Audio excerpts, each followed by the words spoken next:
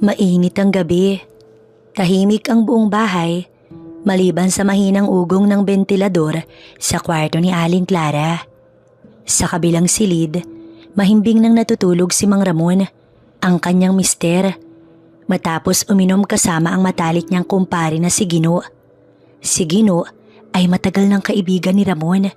Matikas, may dating at may isang tingin na kayang magpakilig sa kahit sinong babae. Bagaman may asawa na rin ito, hindi maitatanging may kakaibang tensyon sa pagitan nila ni Clara sa tuwing nagkakasalubong sila ng tingin. Nakahiga si Clara, ngunit hindi siya dalawin ng antok. Ang kanyang isipan ay lumilipad. Bumabalik sa ilang beses na lihim siyang nakikipagtagpo kay Gino noong hindi pa sila kasal ni Ramon. Mga lihim na halik, may hinang bulong sa madidilim na sulok at ang mainit na tagpo sa kanilang mga pagitan sa sandaling hindi nila napigilang bumigay sa tukso. Nasa malalim siyang pag-iisip nang biglang bumukas ang pinto. Si Gino, nakatitig ito sa kanya. Tila nag-aalab ang mga mata sa pagnanasa. Dahan-dahan siyang lumapit, tinitiyak na hindi magigising si Ramon sa kabilang silid. Clara, mahina nitong bulong habang hinahaplos ang kanyang braso. Pare, baka magising si Ramon. Mahina, ngunit nanginginig niyang sagot. Umiti lang si Gino at sa isang iglap, dumampi ang labi niya sa labi ni Clara. Mainit, mapusok, para silang nauuhaw na matagal nang hindi nakakainom ng tubig. Mabilis na naglakbay ang mga kamay ni Gino sa mga braso ni Clara. Dinadaman nito iyon. Hinahayaan naman ni Clara na malunod ang sarili dahil sa matinding nararamdaman niya. Sa pagitan ng kanilang mahihinang pag-iingay, ang tanging tunog sa silid ay ang mabilis na tibok ng kanilang mga puso at ang bahagyang langit-ngit ng kama. Alam nila itong delikado na sa isang maling galaw lang, maaaring mahuli sila ni Ramon. Ngunit sa gabing yun, sa kabila ng panganib, hindi nila alintana ang maaaring mangyari. Ang mahalaga ay ang sandaling ito, isang lihim na pagnanasa na muling nagbaga sa pagitan ng dalawang taong hindi mapigilan ng tukso. Habang naglalapat ang kanilang mga labi, ramdam ni Clara ang matinding init na dulot ni Gino. Nasa pagitan sila ng kasalanan at matinding pagnanasa, at sa gabing yun, pinili nilang kalimutan ang anumang pagsisisi. Bakit ang init mo, Clara? Bulong ni Gino. Hindi siya nakasagot. Sa halip, napayakap siya ng mahigpit kay Gino. Pare, baka magising si Ramon. Mahina niyang paalala. Ngunit tila, hinahanap niya ang init. Mas lalo kang nagiging maganda kapag natatakot ka, sagot ni Gino habang marahang hinahalikan si Clara. Sa isang iglap ay dinama ni Gino ang bagay na iyon at talaga namang iyon ang nakapagpabaliw kay Clara. Napapikit pa nga si Clara. Sa loob ng silid na yun, sa pagitan ng dilim at panganib, isinuko nilang muli ang kanilang sarili sa matinding tukso, isang lihim na pagnanasa na hindi na nila kayang pigilan. Sa loob ng madilim na silid, habang tahimik na natutulog si Ramon sa kabilang kwarto, patuloy ang ginagawa ni Clara at Gino. Alam nilang mali, ngunit sa bawat ginagawa nila, lalo silang nawawala sa init ng kanilang damdamin. Nakapikit si Clara. Ninanamnam ang bawat sandaling yun. Tila binubuhay ang matagal nang nakatagong apoy sa kanyang loob. Mas lalo siyang napayakap kay Gino. Waring hindi niya na kayang pakawalan ng sandaling to. Gino, bulong niya habang mahigpit na nakapalupot ang kanyang mga braso sa kanyang kumpare. Ramdam ni Gino ang pag-aalinlangan ni Clara. Ngunit ramdam din niya ang matinding pagnanasa sa kanilang pagitan. Huling beses na ito, Clara. Bulong niya, bagaman alam nilang pareho na iyon ay isang kasinungalingan. Habang bumibilis ang tibok ng kanilang puso, narinig nila ang mahinang tunog ng isang pinto mula sa kabilang kwarto. Biglang nang lamig ang katawan ni Clara. Napatingin siya kay Gino. Parehong kinakabahan at nag-aalab sa pinaghalong takot at pananabik. Si Ramon, bulong niya na nanginginig ang tinig. Agad silang kumilos, nagayos ng sarili. Pilit na inaayos ang nagulong mga kumot at pinakikiramdaman kung gising na nga ba ang kanyang asawa. Tahimik silang naghintay, halos hindi humihinga. Ilang segundo lang ang lumipas, ngunit tila isang buong siglo ang kanilang pakiramdam. Pagkalipas ng ilang sandali, muling bumalik ang katahimikan. Malamang bumangon lang si Ramon para uminom ng tubig. Napatingin si Clara kay Gino. May halong kaba at panghihinayang sa kanyang mga mata. Dapat mo nang umalis, mahina niyang sabi. Hinaplos ni Gino ang kanyang pisngi, tsaka marahang bumulong. Pero gusto mo pa. Hindi siya makasagot, hindi niya kayang itanggi ang katotohanan. Bago siya lumabas ng silid, isang huling halik ang iniwan ni Gino sa kanyang labi. Maalab, puno ng pangako na muling mauulit ang gabing to. At kahit anong gawin ni Clara upang labanan ng tukso, alam niyang hindi pa dito natatapos ang kanilang lihim. Pagkalabas ni Gino sa silid, naiwan si Clara na nakahiga sa kama. Ramdam pa rin sa kanyang balat ang init ng kanyang kumpare. Nanginginig ang kanyang kamay habang hinahaplos ang sariling labi. Pilit na tinatanggal ang bakas ng kanyang kasalanan. Bakit ko hinayaan? Tanong niya sa sarili. Ngunit sa kaibuturan ng kanyang puso, alam niyang may bahagi sa kanya na muling hanap-hanapin ang gabing to. Sa labas ng silid, maingat na lumakad si Gino palabas ng bahay. Tinitiyak na hindi magigising si Ramon. Ngunit sa hindi inaasahang pagkakataon, sa pagbaba niya ng hagdan, isang malamlam na tinig ang pumigil sa kanyang paggalaw. Pare, anong ginagawa mo rito? Napatigil si Gino. Dahan-dahan siyang lumingon at bumungad sa kanya si Ramon. Nakatayo sa may pintuan ng kusina. May hawak na baso ng tubig. Namumungay ang mata nito. Halatang bagong gising. Agad na nag-isip ng palusot si Gino. Pre, naalimpungatan ako. Ang bigat ng alak natin kanina. Kaya lumabas muna ako para magpahangin. Anya, pilit na pinapanatili ang mahinahon niyang boses. Tinitigan siya ni Ramon. Tila sinusuri kung nagsasabi siya ng totoo. Ganun ba? Ang bigat sa ulo ng nainom nga natin. Sagot nito bago uminom ng tubig. Bakit hindi mo ginising si Mrs. para ikuha ka ng kumot? Sa sala ka pa natulog. Muling nanigas ang katawan ni Gino. Ngunit hindi siya nagpahalata. Napangiti siya at nagkibit balikat. Nahihiya naman ako pare. At saka okay lang. Sanay naman ako sa matigas na higaan. Tumawa si Ramon. Hindi batid ang lihim na namamagitan sa kanyang matalik na kaibigan at sa kanyang asawa. Sige na, bumalik ka na sa sala, maaga pa tayo bukas. Tumango si Gino at naglakad pabalik. Ngunit sa gilid ng kanyang paningin, nakita niyang lumabas si Clara sa kwarto. Nakatingin sa kanya mula sa dilim, nagtagpo ang kanilang mga mata. Isang tingin na puno ng matinding pagnanasa at kaba. Alam nilang hindi pa tapos ang lahat. At sa bawat gabing darating, sa bawat pagtatagpo ng kanilang mga mata sa harap ni Ramon, patuloy silang mabubuhay sa matamis, ngunit mapanganib na lihim sa likod ng pader. Makalipas ang ilang araw, tila bumalik sa normal ang lahat. Walang anumang palatandaan kay Ramon na siya'y naghihinala at patuloy lang itong kumikilos bilang mapagmahal sa asawa kay Clara at mabuting kaibigan kay Gino. Ngunit sa kabila ng normal na kilos ni Clara, alam niyang may pagbabago sa kanyang sarili. Hindi niya kayang itanggi ang pangungulila sa gabi nilang iyon ni Gino. Sa tuwing nagkikita sila sa bahay o sa mga inuman kasama si Ramon, hindi niya maiwasang titigan ito ng palihim. Ramdam niya ang parehong tensyon sa mga mata ni Gino.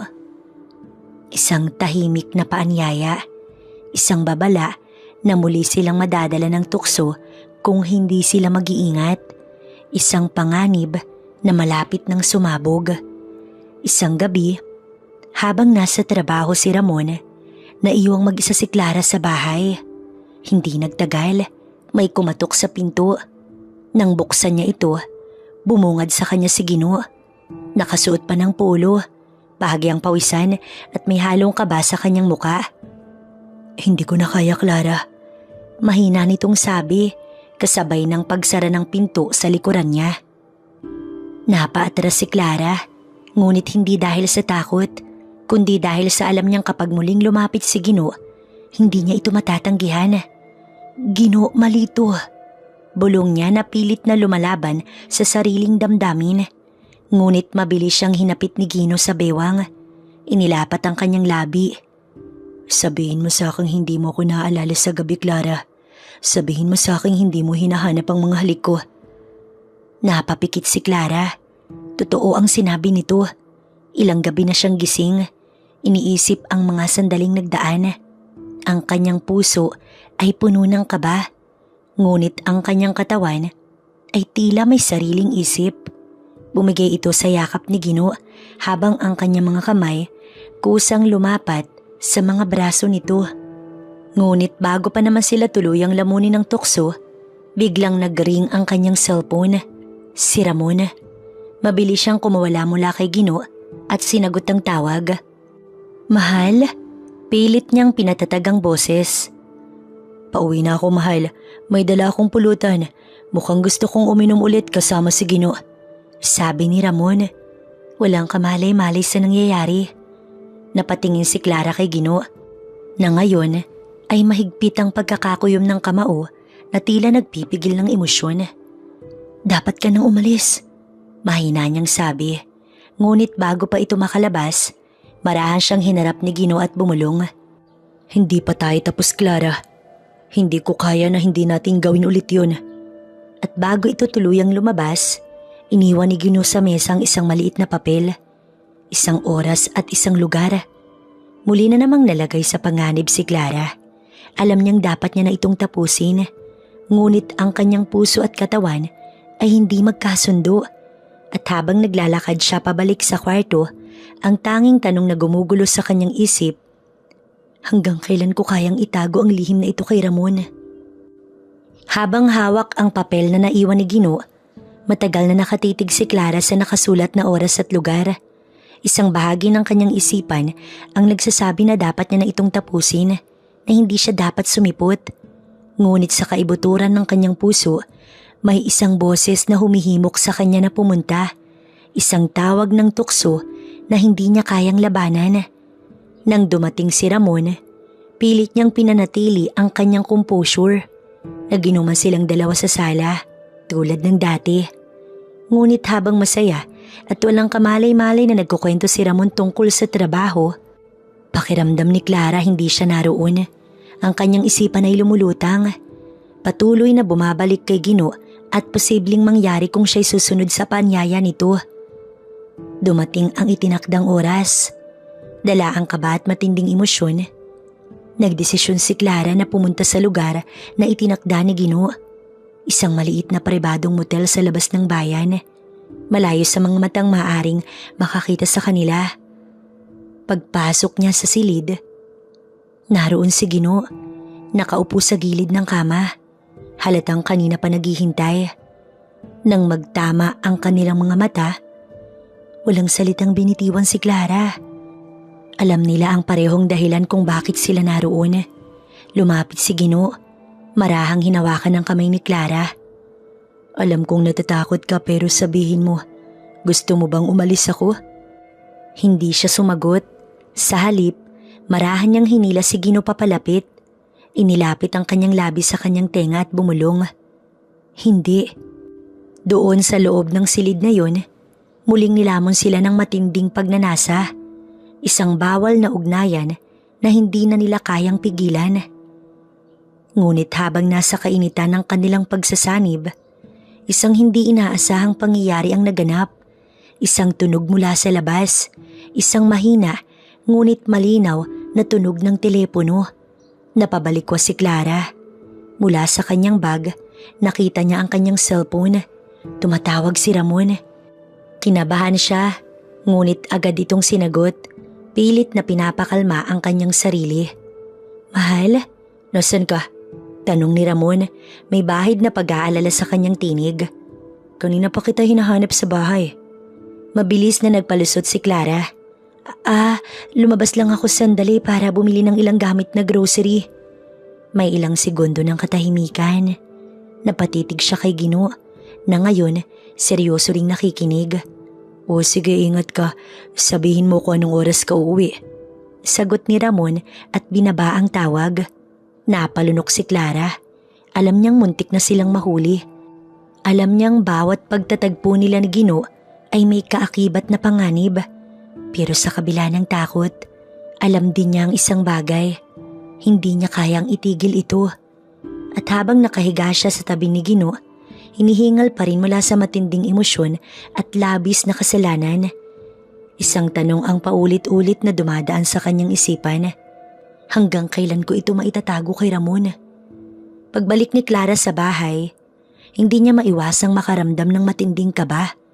Kahit anong pilit niyang itago ang kanyang lihim, pakiramdam niya may mga matang nakamasid sa kanya.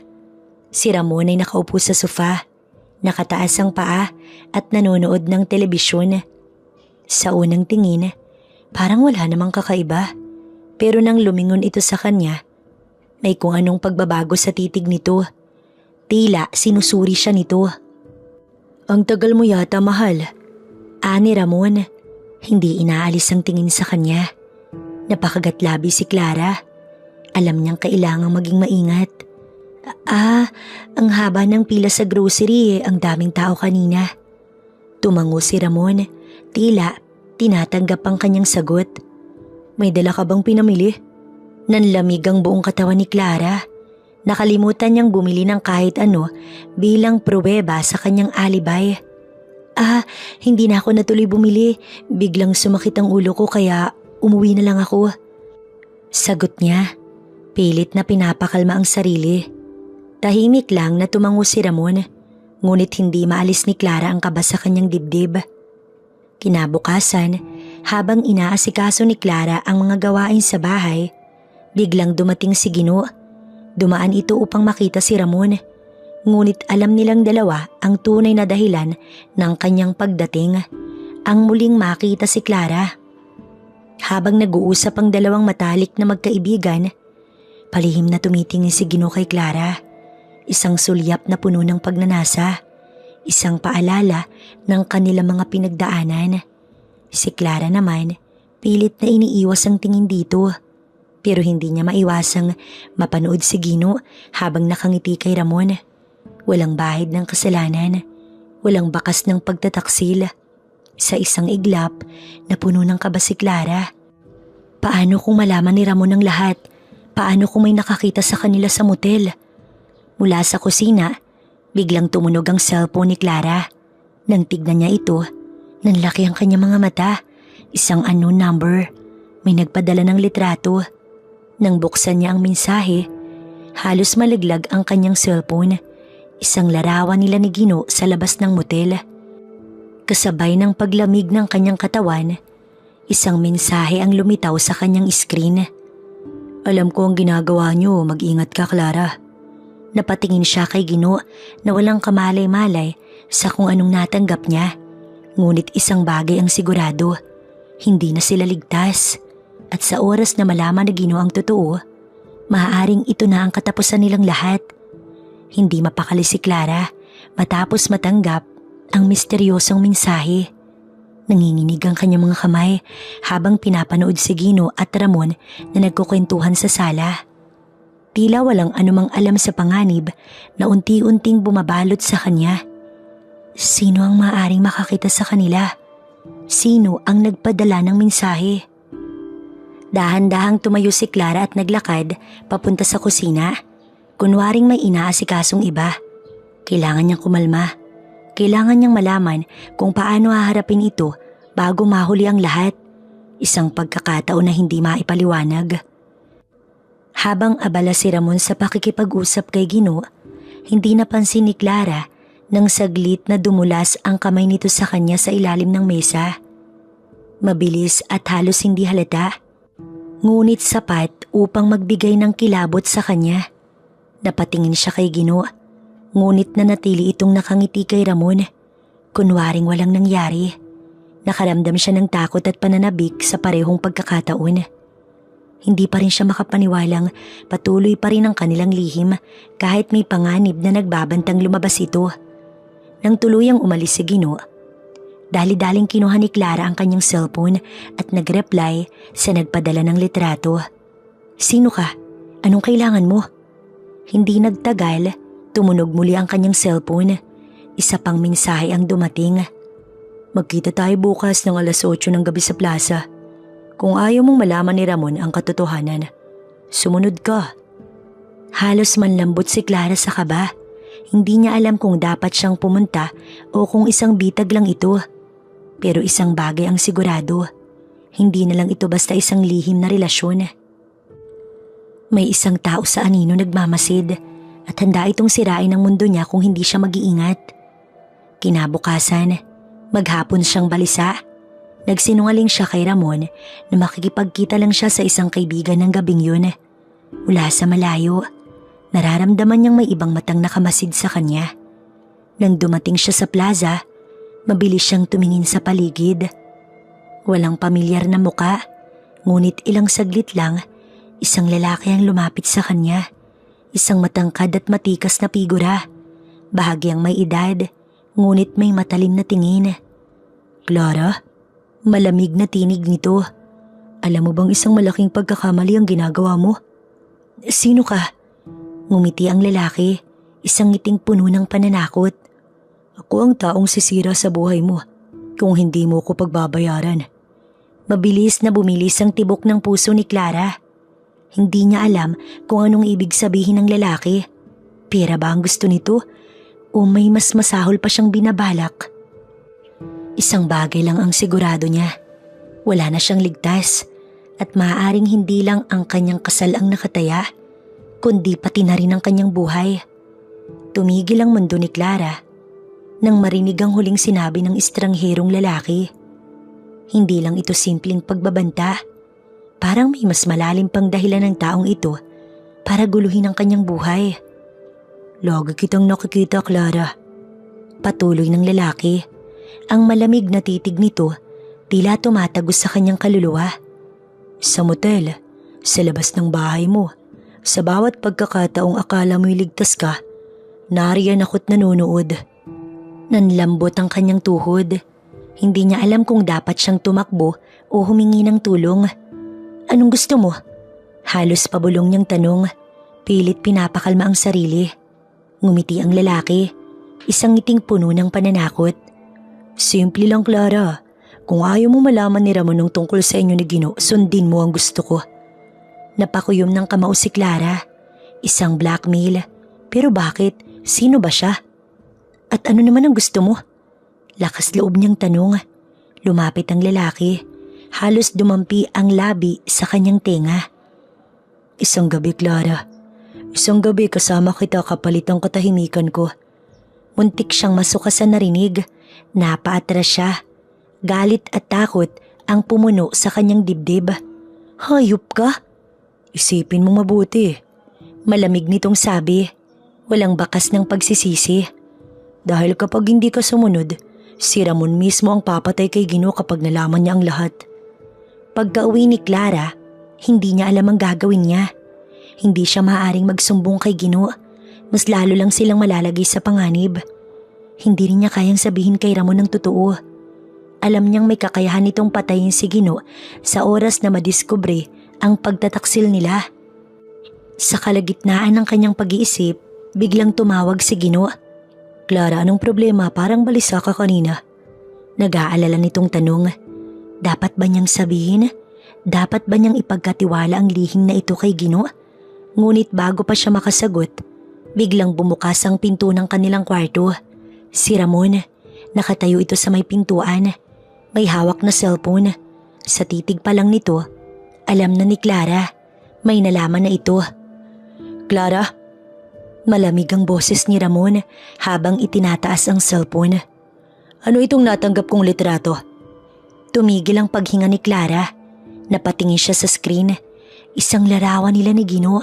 Magkahawak kamay papasok sa motel. Tapos na ang lahat.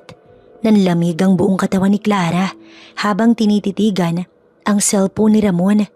Nandoon ang ebidensya, ang litratong magpapabagsak sa kanyang buhay. Hindi siya makagalaw, hindi siya makapagsalita. Dahan-dahang lumapit si Ramon. Ang mga mata nitong nag-aapoy sa galit at pagtataksil. Ano to, Clara? Madiin niyang tanong. Nanginginig ang kanyang kamay habang hawak ang cellphone. Wala akong... Pilit niyang binitiwan ng isang kasinungalingan.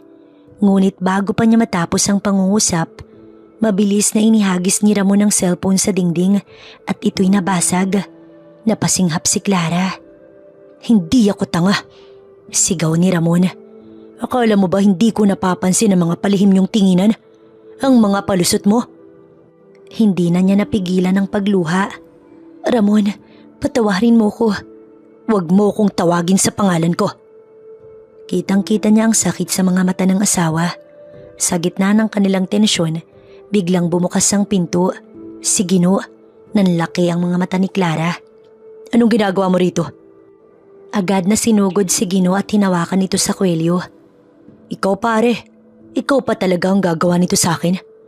Pare, makinig ka. Sinubukang magpaliwanag ni Gino, ngunit isang malakas na suntok ang lumapat sa mukha niya. Napaatras siya. Napahawak sa pumutok niyang labi. Buwisit ka, Gino. Muling sumugod si Ramon, ngunit pumagitna si Clara. Ramon, tama na. Sigaw niya habang ito'y itinutulak. Huwag mo akong pigilan, Clara. Dapat lang naturuan ng leksyon ng hayop na to. Lumapit si Gino, nagpupunas ng dugo sa labi. Ramon, patawarin mo ko. Hindi ko ginusto na saktan ka.